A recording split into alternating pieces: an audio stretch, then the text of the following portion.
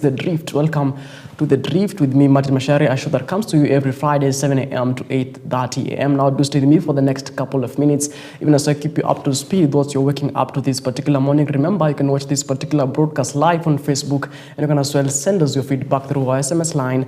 That is 23059. Do tell us where you're waking up from and where you're watching us from. Now, let's get started with what you're waking up to this particular morning. And the Director of Public Prosecution, DPP Renzo Nigonga, has come out to deny claims that the Office of the Director of Public Prosecution, that is the ODPP, is being controlled by the government. Addressing the media on Thursday, 24th July, Gonga denied any influence from the executive as he maintained the ODPP remained an independent body. According to the Director, prosecution targets individuals purely based on evidence which has been relayed against them. His response came amid a wave of criticism aimed towards the ODPP, with the section of activists accusing the body of forcefully charging protesters with terrorism.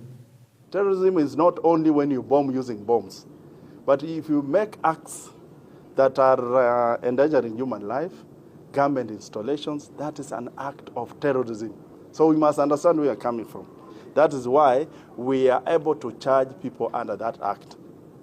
It is not that there is anything. And we must understand that when we charge people, they must not always have guns or bombs for us to charge under that act. This is a law that was passed in 2014 by our legislature. And it is a law that is there. And it doesn't mean when a law has not been applied for some time, when you apply it, then it's not the law. That is the law. Yeah? You had, just the way I said, and if you saw the statement by the CJ yesterday, yeah, she talked about the banning of Kikuyu law courts, meaning that any act that is against government installations is an act of terrorism.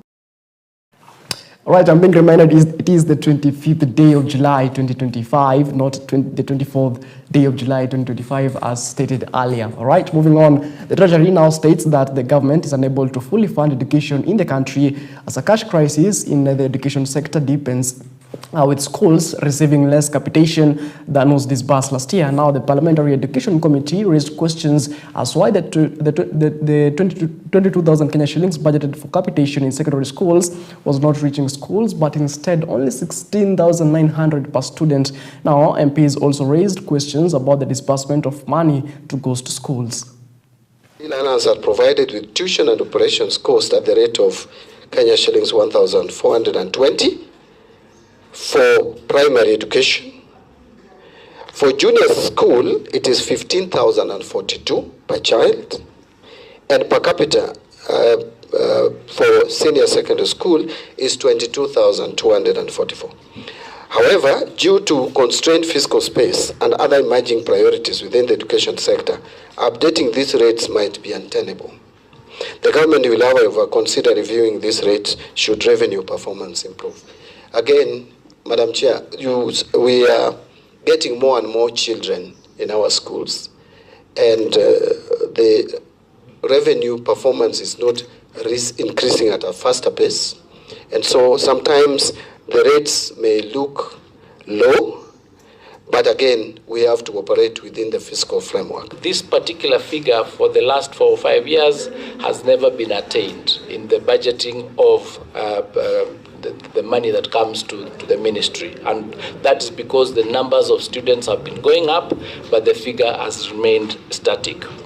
Administratively, the ministry has taken steps to ensure timely disbursement of capitation, again, as my colleague said, at the ratio of 50, 30, and 20. First term 50, second term 30, and third term 20%.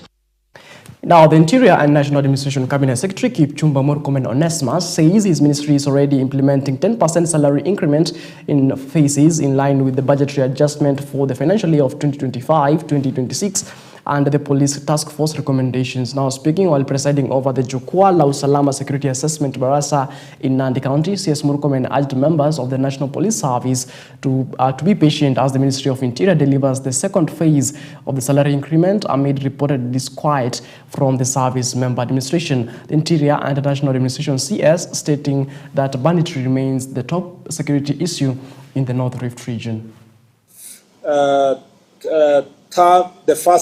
last year, 10% increment was done on the police officers that are in the lower cadre. This year, another 10% will be done. We've just crossed to the new financial year, and the exchequer releases are going on, so I don't think there is an issue. It will be implemented, and the entire promise that was made to our police officers will be implemented. And should there be an issue that requires the numbers to be shared and so forth, the National Police Service Commission can do so, or the Inspector General Police can do so. We are ready to make sure that we remember that the implementation was staggered. It was not one-off. It was one-off, we would have finished like 2 years ago. So this financial year, the promised 10% increase will be done, and then until the ultimate promise that was made in the task force reports will be implemented. So there should be no, if that was an issue set, we have been with you in many of the fora, it would have been raised by the OCSs in the meetings because they understand the progress that we are making. And you know that Jukwaa Usalama is a very open forum, that it has given the officers at the lower cadre to ask any question, and we've been able to answer any question. So the stakeholders understand where we are going. Now, bodaboda operators have strongly opposed the proposed law aimed at regulating the motorcycle transport sector, warning that if passed, it will devastate livelihoods and disrupt one of the Kenya's most crucial economic engines. Appearing before the Parliamentary Committee on Transport and Infrastructure on Thursday, the Bodaboda Safety Association of Kenya, that is BAK, dismissed the public transport regulation bill as punitive, exploitative, and detached from the realities of thousands of riders who hustle daily to survive. The bill, sponsored by Kakamega Senator Halwale, proposed sweeping changes in the sector, including the formation of 47 county motorcycle safety boards for mandatory SACCO membership for all riders, and a requirement that motorcycles be fitted with GPS trackers. A tracker right now costs almost 10,000. So if a boda rider currently is supposed to pay 400 shillings to the people that they lend them bike, and they are unable, where will they find this money to buy these trackers? We oppose the Public Transport Motorcycle Regulation Bill number 38 of 2023. During the demonstrations that were happening across the country, the boda sector did not get involved. But with this, they are ready to go on the road, and it will be worse than anything else. Criminals use borders because of the easy escape. How would your rider know? They are not agents that the person you are carrying, where you drop him, is going to commit a felony or anything else. And this bill is not meant to make life difficult for anyone or for the sector. It is meant to streamline the sector. Right, moving on to the corridors of justice, Police Constable Jackson Kipkoech Konga has been sentenced to 30 years in prison by the Nakuru High Court for the murder of his superior, Sergeant Christopher Kimeli. The incident occurred on August 8th of 2023 at the K9 unit in Nakuru sub-county following a heated altercation between the two officers. Konga said the struggle over the gun caused the result to continue, where he told the court that the fatal shot was fired when Kimeli himself allegedly pulled the trigger during the scuffle. Now, the incident reportedly took place at about 50 meters from the station's main gate. In his judgment, however, Justice Julius Nangea stated that witnesses, fellow officers who were present, confirmed that the altercation had angered Konga, who then cooked his firearm and walked out of the report office. The court heard that Kimeli followed him, and it was at this point that Konga turned and shot him. The offense was committed in very serious circumstances. A gun was used to shoot the deceased at close range, as confirmed by the post-mortem report. And when the court gave its judgment earlier, it noted that there was evidence that it was provoked by insults, repeated insults by the deceased, as confirmed by his colleagues, police officers who were present. But as the court noted in the judgment, that was not justification for the killing, regardless of any insults from his boss. The deceased was his boss. That was no justification for the killing. Having considered all the relevant factors, I agree with the prosecution that a custodial sentence is appropriate for deterrence. purposes. The court was told that he's not remorseful because he continues to plead innocent even after he was convicted by the court. And so, having reviewed all the relevant factors and circumstances, the court sentences him to 30 years imprisonment. He has 14 days to appeal the conviction and sentence as he will be advised by his counsel. So kama wakili wa familia nimeona haki for my clients na ninashukuru sana. Kwa hii ni kesi ambayo imefanyika chini ya miaka 2. It's a murder case imefanyika chini ya miaka 2. So we also appreciate the effort that the judiciary wameweka kwa hii kesi. I want to say thank you for our judge and our family lawyer for the justice that we've got. Konga did a bad thing to our family, leaving us like don't having a dad again, not calling anyone a dad. Hii ni kesi ambayo wakati ilipotokea kulikuwa na dhana mingi sana kule nje kuwa ni nini chanzo cha maafa ya Sergeant Christopher Kimeli kule mtandaoni. Na kwa leo tumekuja kwa sentencing na koti imetoa sentence ya miaka 30. Sisi pia kama wanakijiji na raia wa Lembuskwenu tunafurahi sana kwa haki ambaye familia imepewa. Kufungwa kwa miaka 30 kwa Corporal Konga baada ya kumua Sergeant Kimeli tunaona ni haki.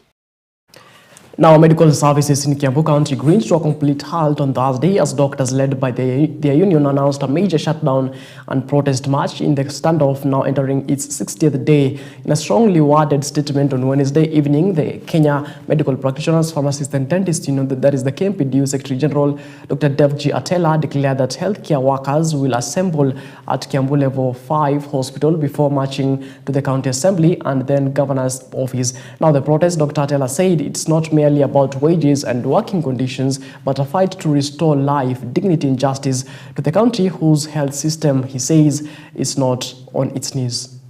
The doctors are on strike because there are no drugs in the hospitals. The doctors are on strike because the money for promoting them has been eaten. The doctors are on strike because there is shortage. So today is the 6th of the strike, and we must be ready to continue striking until they honor what we agreed. Comrades, power! Na tuko hapa leo kwa sababu Kiambu kuna shida na ni shida kubwa. Kwa sababu kama raia wa Kiambu siku 60 wamekuwa bila madaktari na hawajui. Hiyo habari imefichwa, tukijaribu kuifichua kaunti wanaficha. Sasa tunataka watu wote wajue. Tunataka MCAs wajue kwa sababu ndio tulichagua waakilisha watu. Ndio waweze kukaa na governor, waweze kumwambia atatue matatizo yaliyoko. Matatizo yaliyoko baina yao ni kuwa 2020 Kiambu waongezee madaktari. Ikaamua daktari wote wawekwe kwa zile kazi ambazo zinahitajika. Nasema wasikuwe kuchukua wengine wako kwa contract, wengine wako kwa permanent, wakasema wote wakuwe kwa permanent. Wakasema kaunti zote walipe mishahara yao wakati unaofaa. Tumekuwa mgomo kwa siku 60 sasa. Na tumeona kaunti haijawajibika kuhakikisha kuwa madaktari wamekuwa promoted, haijawajibika kuweka madawa hospitalini na pia kuhakikisha madaktari wengine hospitalini. Kwa hivyo tumeonelea kuwa ni lazima tuandamane ili wafanyikazi wa Kiambu wajue kuwa wakazi wa Kiambu wajue kuwa ni gavana wao na management wa county ndio katika mgomo.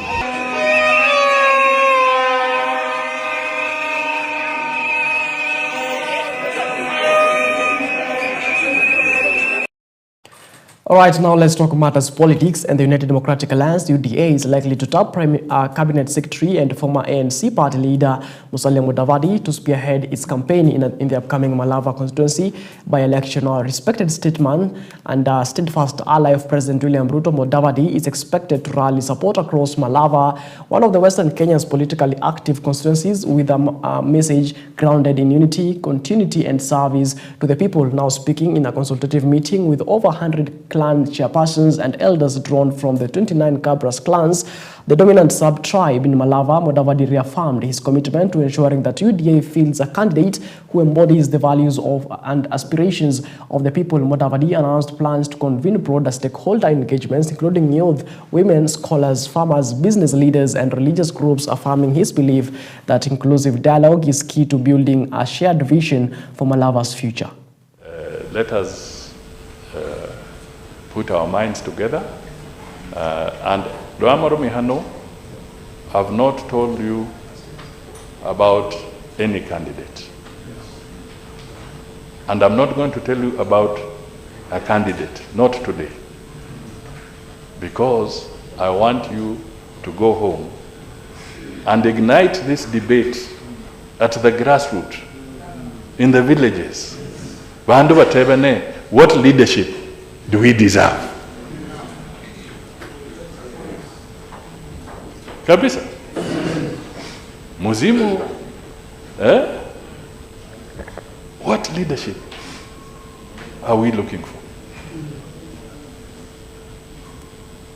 My only request is that after you configured those things, please, have a candidate wa UDA. Akaona kwamba hii 2022 lazima apange na achore ili watu wa nyumba ya Mlembe wakuwe ndani ya serikali. Tukapiga darubini yote na watu tukatengeneza ile kitu inaitwa earthquake.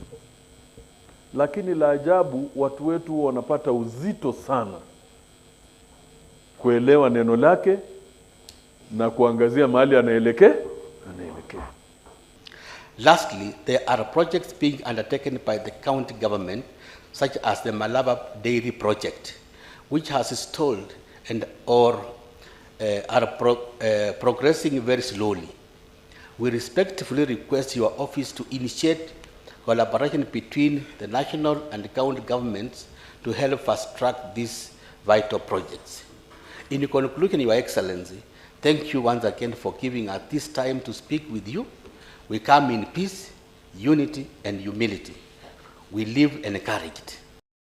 Now, ODM chairman Laikipia County Dickson Manyara led a delegation of ODM members in defending the ODM SG Edwin Sifuna, who has come under fire for being accused of going rogue. Now, Sifuna has turned up the heat on the Kenya Kwanza government despite being in a broad-based working agreement with the ODM party. Now, the youth now say Sifuna's sentiments is a representation of the general views of Kenyans who have unpopularized President William Ruto's government.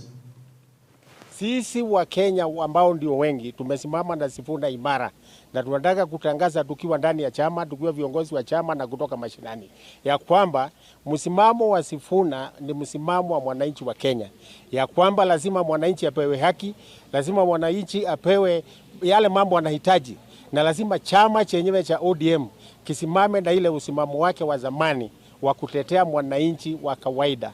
Kama vijana wote wa nchini Kenya tunaunga 100% Bwana Sifuna, na ninataka niambie chama cha ODM hivi: iwapo watadhubutu kumtimua Sifuna kama katibu mkuu wa hicho chama, tunataka tuambie hao wanachama wa ODM ya kwamba mahali Sifuna atatuambia kama vijana, hapo ndipo tutaenda, and we are carrying him in our hearts. Wale ambao katika hicho chama cha ODM wanapiga Sifuna, ninawanyoshea kidole cha lawama ya kwamba hamjielewi na hamjijui, ya kwamba hamjui kijana ndiye kiongozi wetu wa leo, si kesho. Kwa hivyo nyinyi tafadhali ninawaomba wacheni hiyo maneno ambayo mnaleta katika chama cha ODM. Anatumia akili zake ambaye huwezi panga yeye kulingana na maoni yake. Kwa hivyo naona vyenye anaongea na vyenye kiongozi wa ODM anaongea ni watu wanaona kama iko tofauti, lakini fikira zao ni sawa. Alright, now let's talk matters education. And St. Mary's Kibabii Boys in Kandoi constituency, Bungoma County, has been upgraded to a national school in the country through the new CBC education system. Now, religious and political leaders are calling on the school's management to improve the results to match the status that they have been given. Now, Kibabii has been given has been on the front line in recent days, recording the best results in sports and also in the national examinations. Now, the step will have been well received. Now, the headmaster Onesimus Ogelo, the parents and the students who promise to fulfill the vision and the dream of the school, Kibabii will now join Moi Girls Kamusinga, Lugulu and Friends School Kamusinga to complete the list of national schools in Bungoma County. Shule sasa mnaitwa C1, Cluster 1. Yani hiyo ndio national school.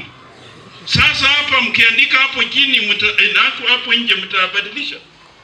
Itaandikwaje? St. Mary's Kibabii Boys. Thank you, congratulations. So now, after that, after C1 unaenda wapi? That's also the final. Yeah, no, look. We were receiving blessings from our Lord Bishop, Right Reverend Mark Kadima, and these blessings we are to raise our school after it was elevated to C1 category of national school. So basically, that is why we celebrated the day. To up our game in every area, that is in academics, in even issues of addressing school fees, issues of addressing discipline, issues of addressing so many areas, so that we become the level of that C1, that is Cluster 1.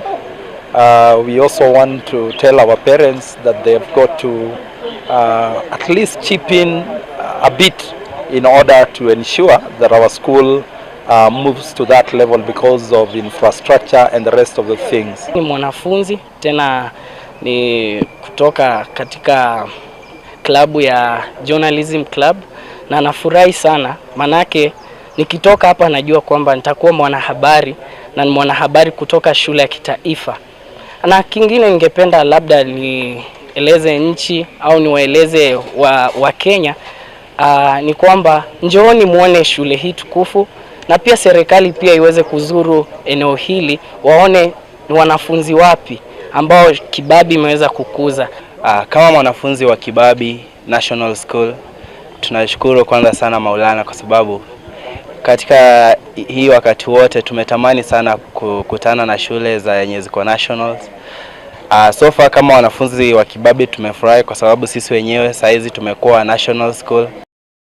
Right now, still on matters education, the Kenya National Union of Teachers, that is NAT, Mombasa County, has allowed the salary increase for teachers in the country as a major relief for them. Now, the union's Mombasa County Chairman Ahmed Kombo Ahmed has said teachers are struggling due to low pay and poor working conditions. Now, speaking in Changamu, Mombasa County, Kombo, who is also the NAT Kilindini branch chairman, also commended the promotion of some teachers following the reform and the new curriculum in the country, CBE. Now, at the same time, the education sector in the country points out that the new arrangements for paying retired teachers is an important issue that teachers have been fighting for a long time. Now, last week, the Teachers Service Commission, that is the TSC, announced an agreement with the Teachers Union, that is NAT and KUPPET, on contracts for the years of 2025 and to 2029, where with the amount of 33 billion Kenya shillings allocated by the government, teachers will receive new salaries of between 29,787 and 167,415 Kenya shillings, with which is the highest level for head teachers. Napenda kutoa shukrani kwa Teacher Service Commission ambaye ndio mwajiri wa walimu pamoja na serikali kuu kwa kuweza kuwakumbuka walimu kwa kuwapa nyongeza ya mshahara. Kwa hakika hii ni nyongeza ambao kila mwalimu atafurahia, kila mwalimu ataridhika. Tunaomba serikali yetu ihakikishe kuwa mkataba huu ulioingia na chama chetu cha walimu NAT kuweza kutekelezwa kama ilivyokubalika. Vile vile tunashukuru kwa zile sehemu ambazo ilikuwa ni za shida pia hazikuweza kutolewa, zimebakishwa vile vile, si kama vile ilivyokuwa imetajwa kuwa sehemu hizi zitakuwa hazihitajiki. Kwa hivyo serikali na Teacher Service Commission, kongole kwa jambo hilo.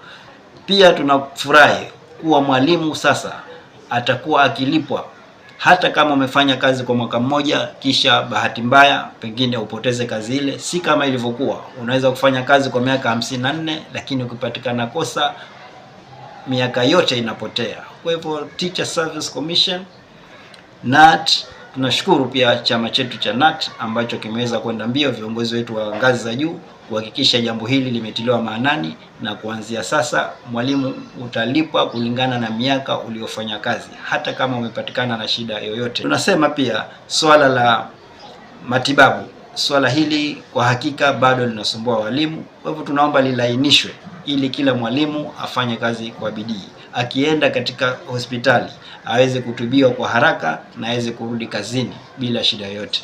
Lao mtoto wake, mkewe, mumewe ameenda katika matibabu, hata kama mwalimu huyo hayuko, lakini hawa waweze kutibiwa kwa haraka, kwa sababu ikiwa atakuwa hawajatibiwa na yeye yuko kazini hata kuwa na utulivu. Kwa hivyo hii habari ya kungoja masaa 3, masaa 8, tuomba hili jambo liangaziwe ili jambo hili lisiweze kusumbua walimu. Vile vile tumefurahi kuwa kuna interviews zilifanywa na walimu wakapata grade, lakini swala la kutupa walimu mbalimbali hilo kidogo linatatiza. Mwalimu amepata grade, anatakana kuwa naibu wa mwalimu mkuu, anatakana kuwa mwalimu mkuu, lakini anatolewa hapa Mombasa mpaka Tana River. Kweli pengine kwa sababu ya nafasi hakuna hapa Mombasa, lakini kwa nini mwalimu asipewe grade yake tu?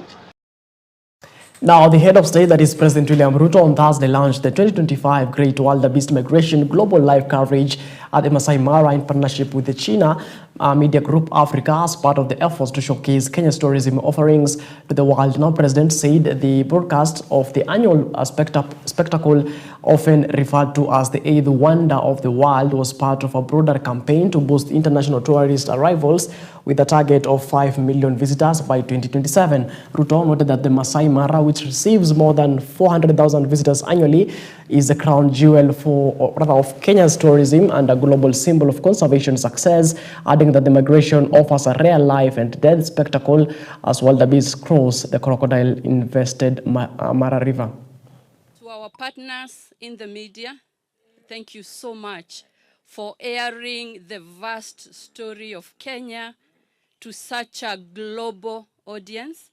And this is not just a natural phenomenon, it's just a demonstration of how magical Kenya is and how proud we are as the people of Kenya. We are expanding our tourism product to go beyond wildlife, to go beyond our national parks, to go beyond our beaches, to the wide array of what Kenya is good at, wide array of what Kenya has to offer, from our deep culture to our great innovations, and to welcome everybody from wherever they come, from America, from Europe, from Australia, from Asia, from China. We will welcome them with open arms and tell them, welcome home, because this is where we all began. Our tourism numbers are going up. As I said, by 15% last year. We moved our numbers from 2 million visitors to 2.4 million visitors. Our targets are 5 million in the medium term, and we believe that is achievable because we are also expanding our other facilities that we are going to use for conference tourism, for sports tourism. As you have seen, we have huge investments in stadia and in sports infrastructure around Kenya, so that the people who want to come for sports tourism, to engage with our world-class sportsmen and women.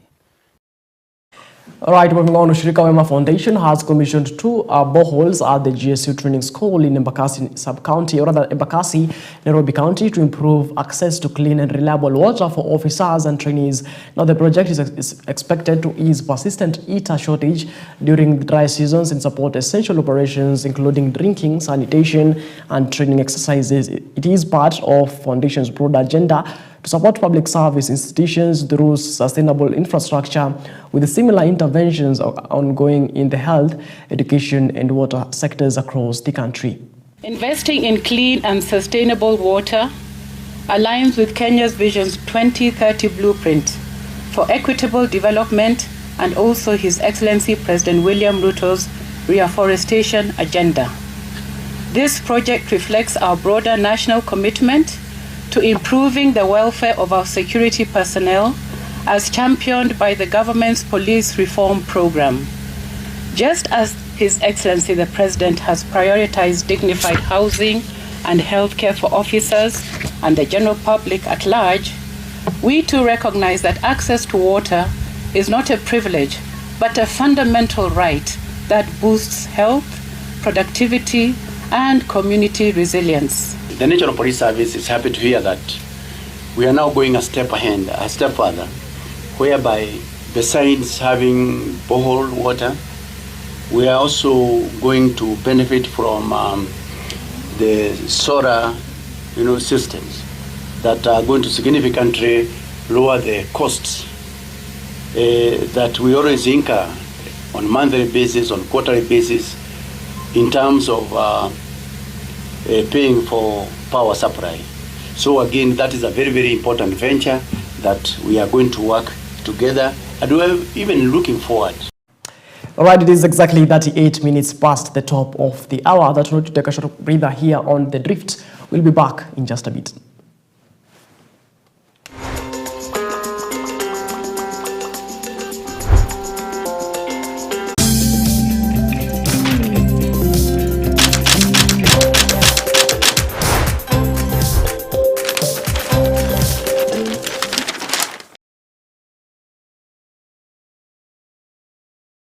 All right, welcome back to the program. You're watching The Drift, and just in case you're joining us, you're watching The Drift. My name is Martin Masharia. It is 13 minutes to the top of the hour. We're going to take a look on the dailies today, telling what exactly the newspapers are saying. Let's start with the Star. I'm having the Star newspaper, the Standard newspaper, and the Daily Nation newspaper. Let's start with the Star newspaper. Let's see what's making headlines in the Star newspaper. Now, the Star highlights matters education and says education crisis. Body cuts school capitation money. Of course, that's a story on page 4 and 5 of on the Star newspaper. Let's take a look on what's Mbadi has to say in matters education crisis. Now, President William Ruto's Kenya Kwanza administration has delivered a major blow to parents after Treasury confirmed it is disbursing only 16,900 Kenya shillings per learner, far below the promised 22,244 annual capitation. At the same time, the government has proposed radical measures for struggling public universities, including staff layoffs, closure of satellite campuses, and the asset disposal to keep them afloat. Now, Treasury's Cabinet Secretary, that is John Mbadi, appearing before the National Assembly's Education Committee, said the reduced capitation is due to budget constraints and rising student numbers. Now, the CS continued to say that the confirmed schools will receive 16,000 Kenya shillings, that is 16,900 Kenya shillings per student annually, that is minus 5,344 Kenya shillings less than what had been communicated by the Ministry of Education. Now, the cut triggered uproar from the MPs who accused the government of misleading the public and undermining its pledge to provide free education. Now, many secondary schools are already struggling with cash flow problems. Some have sent students home and slashed activities or launched fundraising appeals to stay afloat. Heads have budgeted based on the 22,244 figure, which was formally communicated by the Education Ministry. Now, Mbadi appeared before alongside Education CS Julius Ogamba and furnished committee on the implementation of the 2024-2025 budget. MPs raised the alarm, saying the funding gap is resulted in mounting debts, delayed payments to non-teaching staff, and in some cases threats of supplier boycotts. Some schools, they said, have already resorted to asking parents to keep the learners in schools. Now, again, another member of parliament, Julius Taitam, said it was, or rather it will be difficult to stop school administrators from charging extra fees to ensure smooth running of the schools. Of course, members of the National Assembly continues to raise alarm during yesterday's appearing before the National Assembly's Education Committee. That is CS John Badi alongside the Ministry of Education, CS, that is Julius Ogamba. Now, in a story related to that, Ghost Schools Global up millions of the 1.3 billion cash fund. Now, the Ministry of Education is facing a fresh multi-million shilling scandal after revelations that cartels at Jogo House disbursed millions from the 1.3 billion Kenya shillings infrastructure fund to Ghost Schools. Now, the infrastructure fund is meant to improve school facilities such as buildings, classrooms, libraries, and laboratories, and to equip them with the necessary resources like technology and learning materials. Now, MPs on Thursday confronted Education CS Julius Ogamba with revelations of how a network of shoddy bureaucrats and the rogue ministry officials allegedly colluded to create fictitious schools. Now, the fake schools were reportedly created complete with fake enrollment data and fabricated locations, diverting funds under the ambitious school program. Now, Luanda Member of Parliament, that is Dick Maungu, tabled in the committee a list of 4 schools, 2 of which were completely non-existent and which were allocated 50 million each to improve infrastructure. The two, Albutuyo Boys and Albutuyo Girls Secondary Schools, from each other, raising questions on fairness. Now, the non-existent schools were Bomet High School and Kamuret Secondary School, each receiving 50 million Kenya shillings. Maungu further alleged that the powerful cartels at the Education Ministry altered the list of schools approved by the Parliament and inserted non-existing institutions. Right? No, a lot of corruption is happening in our country. Moving on, surgery has nothing on me. I'll soon jog again, says Sabedita Makori. Of course, that's a story on page 2 of the Star newspaper. Rumble, buzz and buzz, passenger wild ride, matatu through culture. Let's take a look at that particular story on page 16 of the Star newspaper about the matatu culture in this, of course, nation of ours. Right, that particular story can get it on page 16 of the Star newspaper. Now, titled Rumble, Buzz and Buzz, Wild Ride Through Matatu Culture. Now, braving the cold evening, I stood patiently at archives with the one motive in mind, boarding Anganya, pimped, that is a pimped matatu, my daily commute to and from become too monotonous for my linking now.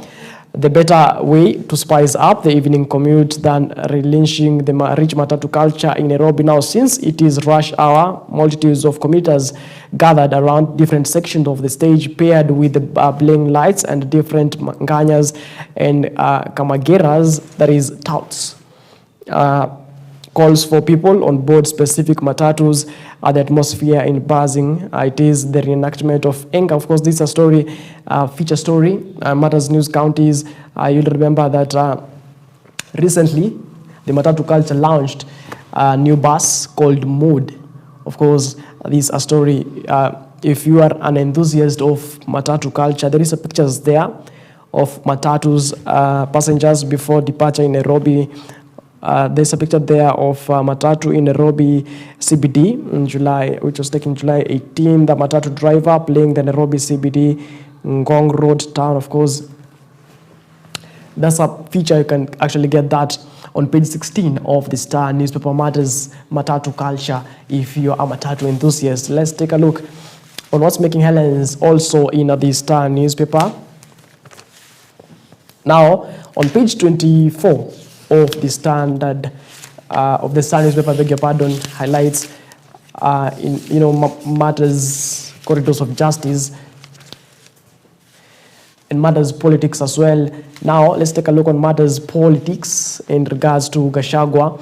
Now, Gachagua Staff Balancing Act is relay to State House. Now, the former Deputy President regarding Gachagua's bold declaration that he will be on the 2027 presidential ballot to challenge his former ally turned enemy, President William Ruto, beg your pardon, has jolted the opposition campaign and ignited a fresh wave of political realignments. Gachagua, who was impeached and replaced by the then Interior CS Kithure Kindiki last year, has rebranded himself as the face of the resistance against the Kenya Kwanza administration. Now, during a recent tour in Boston, US, where he launched the first diaspora office of his new party, the the Democracy for Citizens Party, that is the DCP. Gachagua signaled his ambitions clearly. Now, Gachagua, who claims he delivered 4 million votes from the Mount Kenya to Ruto in 2022, has now vowed to double the number in the coming general elections, which is scheduled to be in 2027. Now, notably, his close allies, especially from the Mount Kenya region, have consistently endorsed him for the seat, noting that his candidature is non-negotiable.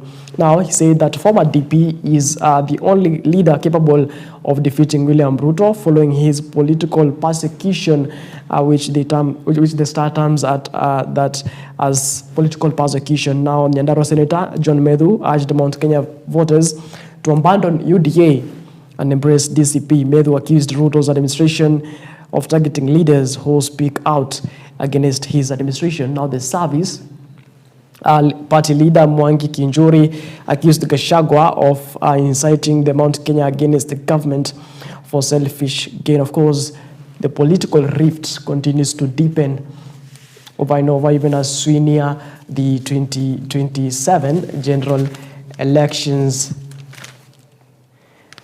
Of course, there's a story there of border operators saying no to new bike rules plan. Of course, we had to take a look at that in our subsequent bulletins earlier on. Now, the new bill extends senior counsel title to MPs, top judges. Of course, this is a story matters corridors of justice. Senate seeks to drop idle house tag, proposes radical law changes. Of course, other stories making headlines in the Star newspaper. Fresh row, a salaries commission nullifies PSC directive on PACs. That's a story on page 6 of the Star newspaper. Also, the Ministry of School Fees shocker to parents. That matters education. Now, let's take a look on what's making headlines on the Standard newspaper dated today, the 25th day of July 2025. Now, top story on the Standard newspaper says dirty organ trade. There is a picture there of Medihill Group of Schools CEO. I bet that's can see that, of course, in your screens, titled Dirty Organ Trade. And there is a picture there, of course, of the CEO of Medihill Group of Hospitals. Now, let's take a look at that particular story. And a scathing government report has implicated Medihill Hospitals and its founder, Dr. Swarup Mishra, in a suspected organ trafficking ring, revealing a trail of coerced donors, falsified documents, and transplant tourism. Now, investigators are calling for urgent criminal probes, accusing the facility of commercializing kidney transplants and operating with impunity under federal regulatory oversight. Now, the report has lifted the veil on the country's unregulated body parts industry. There is a picture there of the chief consultant nephrologist, that is Dr. A. Srinivas Murthy, and chief kidney transplant surgeon, that is Dr. Sanada, and Dr. Vijay Kumar, that is an anesthesiologist whose picture is, of course, not there. Let's take a look at this particular story on page 4 of the Standard newspaper. Now it continues to say, of course, there is a picture there of the founder, Dr. Swarup Mishra, on page 4. Continues to say, the report says the Mediheal should be investigated for cash payments practices to ensure adherence to national ethical standards and prevent commercialization of transplant services. Now, the Independent Investigative Committee on Issue and Organ Transplant, chaired by Professor Elizabeth Bukusi, was appointed by Health Cabinet Secretary Eden Duale through an April 23rd of 2025 Gazette notice. Now, Mishra owns Mediheal Hospitals, which he founded in 2005 alongside his wife, that is Pallavi. Now, the hospital has branches in Kenya, Rwanda, and Uganda. The facility is licensed to conduct kidney transplant alongside Aga Khan University Hospital, Moi Teaching and Referral Hospital, Nairobi West, and MP Shah, St. Luke's Orthopedic Kenyatta Hospital, and the Kenyatta University Teaching and Referral and Research Hospital. Now, the committee has recommended that the Kenya Medical Practitioners and Dentist Council, that is the KMPDC, be probed and regulatory failure along with individuals from other oversight bodies who may have neglected their responsibilities. Additionally, the committee wants KMPDC to carry out an thorough investigation into Mediheal's kidney transplant activities. Now, the report notes that incidences of document tampering, intimidation of whistleblowers by security agencies, and recommends that the moratorium of the registration and new doctors be extended. Now, Mediheal is currently facing 100 active court cases and is in financial distress, with debts amounting to 7 billion Kenya shillings. Now, operations in several of its facilities have significantly slowed down. According to the report published on July 22nd of 2025, Mediheal conducted a total of 476 kidney transplants between the year 2018 and March of 2025. Of this, between 150 and 170 patients were aged over 60 years, with the oldest being 80 and the youngest just being 8 years old. Now, the report covers 452 donors and 447 recipients, with the Eldoret branch accounting for 81% of the patient files and 76% of the transplant. Now, out of 2,300 staff working across Mediheal various facilities, more than 300 were expatriates from India. Now, each Mediheal transplant team comprised 3 Indian origin doctors, a nephrologist, a urologist, and anesthetists. Beg your pardon. Now, the hospital admitted it did not verify donor-recipient relationships, relying solely on genetic testing.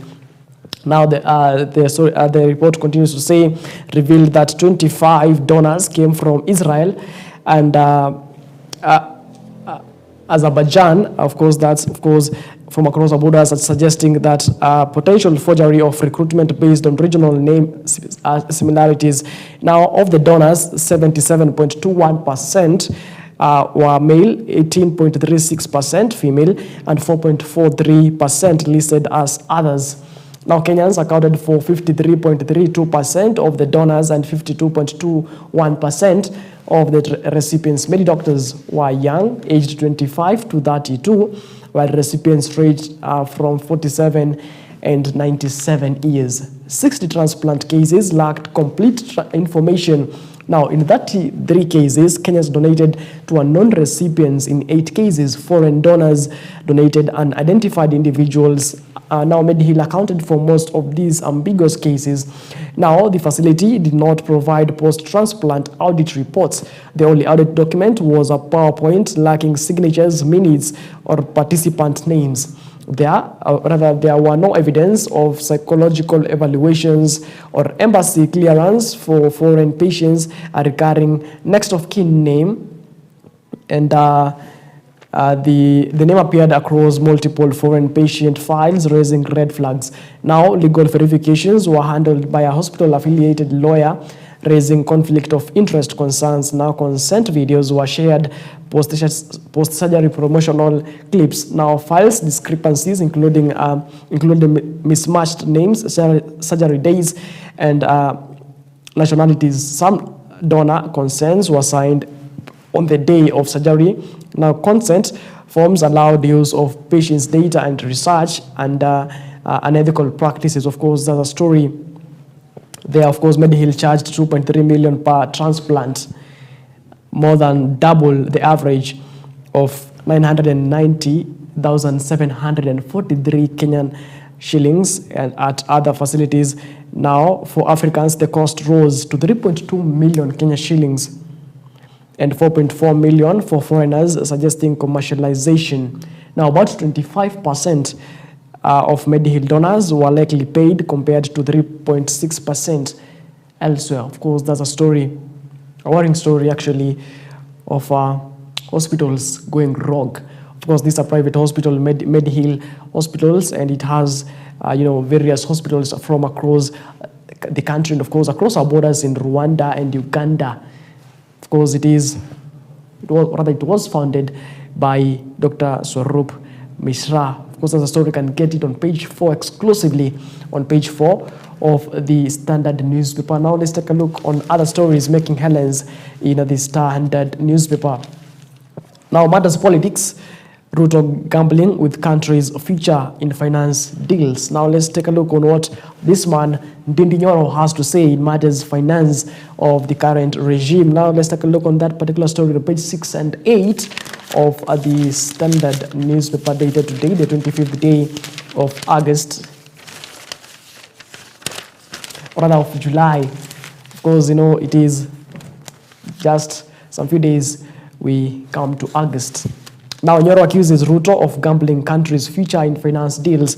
Now, Kiharu Member of Parliament Ndindi Nyoro hit out at President William Ruto for gambling with the country's future through his administration's opaque financing approach, which has generated over 469 billion Kenya shillings in 1 year, pegged on future taxes and levies without parliamentary approval.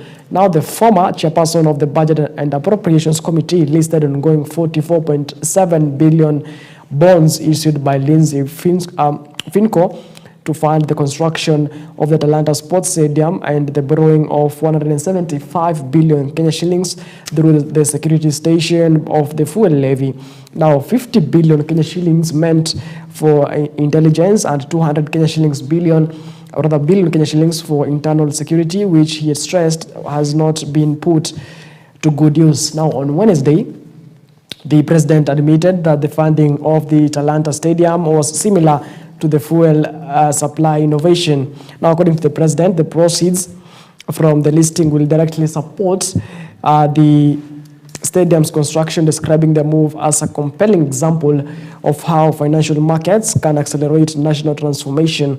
Now, according to the Lindsay Finco, specters, bondholders will not be paid from collections from Talanta Center, but from accounts of the sports fund at the Treasury. Now, the financiers are aware of the risks in this deal. Became the sports fund established in 2018 and has 10-year lifespan aspiring to 2028.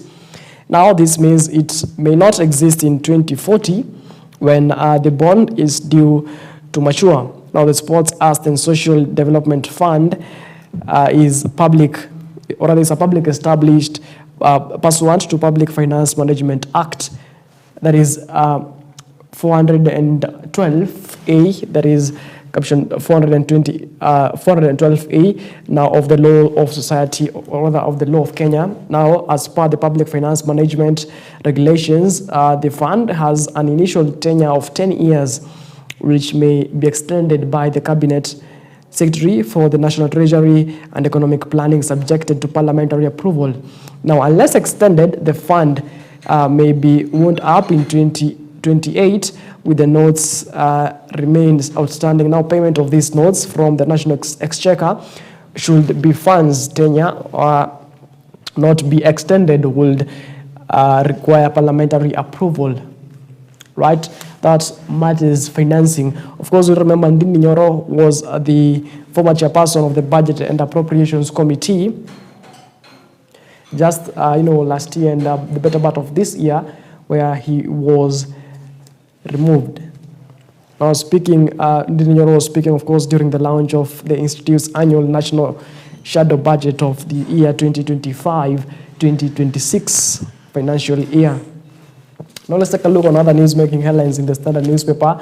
Parents to feel school fees pain after Treasury cuts funding. Of course, that's a story we had to take a look on the Star newspaper. Matters education. Now, BCJ sues Kenya for unlawful arrest. Let's take a look at the police story on page 3 of the Standard newspaper. And remember, BCJ was actually in Kenya and he was arrested and deported to his country. Now, Uganda's opposition leader Kisa BCJ and his aide Haj Obeid Litale have sued the Kenyan government over what they term as illegal repatriation. Now, in a case filed at the High Court, the two claim Kenyan security agents violated the law and breached the extradition agreement between the neighboring countries by handing them over. Now, Dr. BCJ and Obeid are currently facing charges before a court-martial in Uganda over the alleged possession of a firearm in Nairobi. But their lawyer James Njeri told the Kenyan High Court yesterday that the extrajudicial agreement between Kenya and Uganda does not include firearm possession as one of the offenses that can warrant extradition.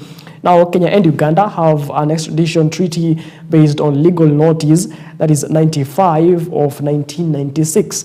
Now, continues to say that the government of Uganda is on record stating that the arrest and extradition of the petitioners, Hirein, and were conducted in concert with officials of the government of Kenya, that argued the lawyer of BCJ, that is Njeri.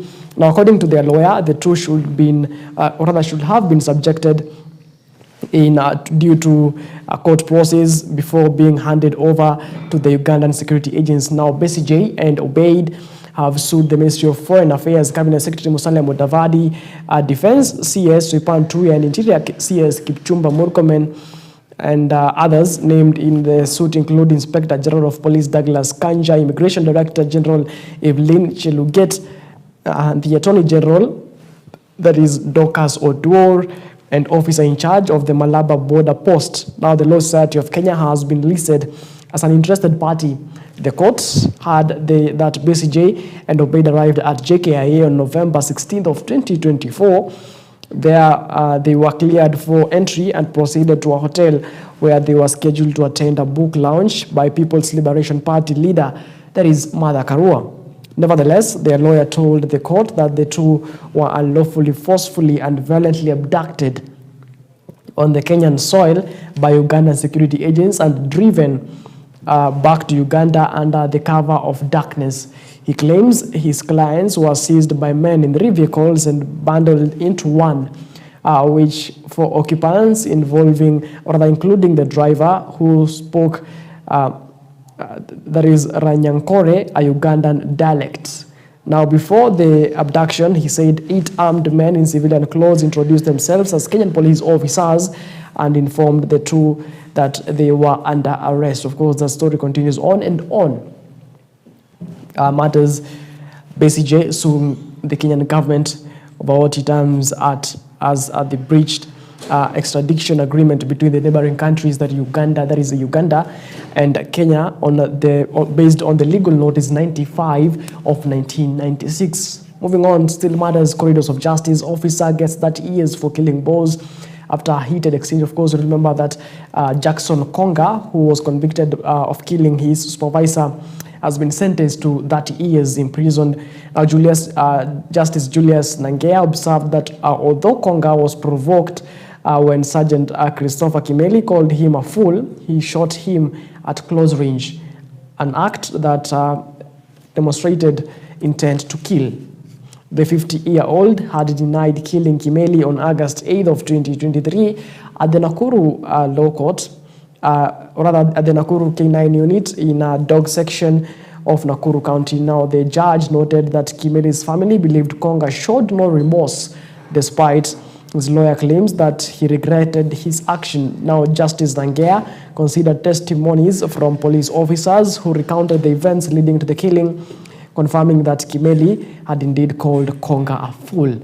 Our witness, police officer Dixon Rotich, recalled assigning Konga a rifle with serial number BK 55804 and 30 rounds of ammunition, which he later used in the shooting. Now, a ballistic expert, Francis Karori, testified that one spent cartridge was recovered from Konga's AK-47 with the remaining 29 rounds intact. Now, the post-mortem report revealed a bullet had exited from Kimeli's back, causing a 40mm wound in the upper chest. In his defense, Konga claimed that Kimelis insulted him for not taking two arrested suspects to Nakuru Central Police Station. The judge said he had considered the fact that Konga was provoked and was angered by the insults from the superior before the shooting, of course. Now, Jackson Konga has been sentenced to 30 years imprisonment. Now, let's take a look on what's making headlines, of course, in the Daily Nation newspaper dated today, the 25th day of July, 2025. Top story on the Daily Nation says, says how MP Mishra made millions in organ trade. Of course, this matters the scandal of Medihill Hospital. Now, a government investigation has uncovered evidence of organ trafficking involving Medihill Hospital, citing forged patient records, cash payments to donors, and exploitation of poor people to supply kidneys for wealthy recipients. And the facility owner, former Cases Member of Parliament, Dr. Swarup Mishra, faces a criminal probe. Of course, that's a story on page 10 of the Daily Nation. We had to take a look at that on the Standard newspaper. Now, free education not sustainable, Mbadi says. Now, Treasury CS John Mbadi has revealed that the government is struggling to fund the free education program implemented over 2 decades ago, even as an audit criticizes the new university funding model. Of course, now, learners and parents alike will have to feel the pinch, in matters education, of course, in the country. Now, on page 2 of this Daily Nation has a story there of Jomo Kenyatta's original betrayal and the dramatic death of defiant Mau Mau Jero. Of course, this matters politics and how history repeats itself. Now, moving on to matters education. On page 4, MPs want money used in empowerment drives to cover the capitation shortfall. And Mbadi says, we have been living a lie on funding free education. Mbadi says, of course, you were saying that when he appeared during the National Assembly's Education Committee yesterday, Thursday, alongside with Education Cabinet Secretary Julius Ogamba. There is Julius because Migos Ogamba in the National Assembly's Education Committee on Thursday. Higher education funding model faulty. Of course, there's a story there on page 5 of the Daily Nation dated today. And matters healthcare, no cash, no services, needy patients told, of course. And these matters, Kenyatta National Hospital acting CEO William Sigali, when he addressed journalists at the hospital in June 18th. Now, the KNH, that is Kenyatta National Hospital, public hospitals are now demanding upfront cash payments from patients, effectively barring millions of Kenyans from accessing critical medical services. Now, referral hospitals are turning away patients and demand cash-only admissions. Policy that has locked out millions of patients from accessing essential healthcare services.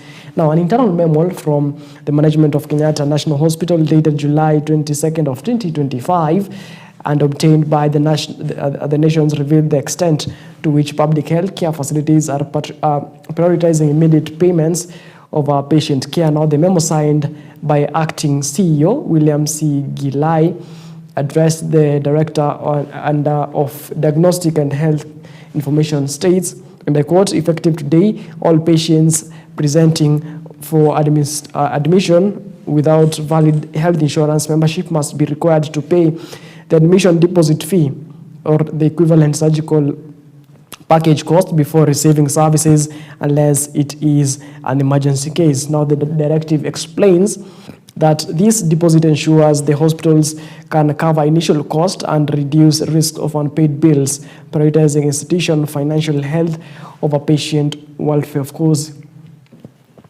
there is a crisis in our healthcare systems here in the country. Matters Education Judge to Kinyagia, where were you? Of course, you'll remember Kinyagia was allegedly abducted, but was later on found. Kinyagia is allied to the DCP party, and he was abducted, during the anti-government protest. Recently, he was allegedly abducted, but later on, his family lawyer said Kinyagia was fearing, and he had hidden. Of course, remember, the family of Kinyagia said that they were seeing DCI officers who alleged they were DCI officers roaming around their home, which prompted Kinyagia to, hide for his safety. Of course, he was later on came out and said he was in hiding. Now there is a picture there of information technology expert and blogger Ndiangui Kinyagia in court yesterday, and the Justice Chamwita directed Kinyagia and his cousin that is Lilian Wanjiko Gitonga, to submit sworn statements explaining the circumstances of the disappearance by September 16th of 2025. Now Kinyagia must disclose all knows about the alleged abduction, testify in court, and be cross-examined. Gitonga, who filed an affidavit a day before Kinyagia resurfaced after a 13-day absence, will also face cross-examination. Now, the judge also ordered Kinyagia to serve his affidavit to all parties listed in the original habeas or the habeas corpus petition, including the Attorney General and the Inspector General of Police and the DCI and the Director of Public Prosecution. Now, the LSK, which he had claimed Kinyagia was abducted by state agencies, has now applied to withdraw from the case. It says new information shows he went into hiding voluntarily, undermining the integrity of the petition. Of course, Kinyagia is expected to file these statements, and of course, to the DCI, the DPP, the DIG, of course, for 16th day of September 2025. Now, let's take a look on what's making headlines in the world of sports and Kenya's 2024 CHAN. Kenyans are gearing up for the upcoming 2024 CHAN, which is scheduled to take place on August 1st of this year, which is actually next Friday. It is the first day of August, or rather will be the first day of August of 2024, where Kenya will host the CHAN 2024, which was actually to be held last year, because of the the standards of stadiums, that was not possible, and it was rescheduled to this year, August 1st of 2025. Now, Harambee Stars' final 25-man squad for the 2024 African Nation Championships, announced by Benny McCarthy on Wednesday evening, represents a change in generation as players born in 2000s prepare to make their first appearance at the major, CHAN 2024. Now, Kenya will co-host 2024 CHAN with Tanzania and Uganda from August 1st to 30th. The tournament is the first major CAF competition that Kenya is hosting. Now, the country has stripped off the right to host the 1996 Africa Cup of Nations and the 2018 CHAN because of inadequate preparations. Now, Kenya captain and Police FC defender Abod Omar, Bandari goalkeeper Farouk Shikalo, and former Masood Juma, who McCarthy recently confirmed has joined a second-tier club and are the squad's most experienced players. Now, the trio featured for the Stars in the 2019 AFCON finals in Egypt. Of course, that's a story matters sporting action. Now, 8 days to go to the 2024 CHAN, that is in the African Nation Championships. Now you're up to speed. What's making headlines from, rather, with what you're waking up to this particular morning. You've been watching The Drift. My name is Martin Masharia. Remember, The Drift comes to you every Friday, 7 a.m. to 8:30 a.m. And let's leave it at that. Let's meet again later on in the day, even as you continue keeping you up to speed. What's making headlines from across our 47 counties and, of course, across the countries. Keep it EBN Television. My name is Martin Masharia once again, signing off. Fred Njiri will be coming later on in the top of the hour at 9 a.m. with the Leadership Challenge. Of course, discussing matters state of the nation. But until then, let's meet again, of course, later on in the day. But until then, let's do this again when God says we do.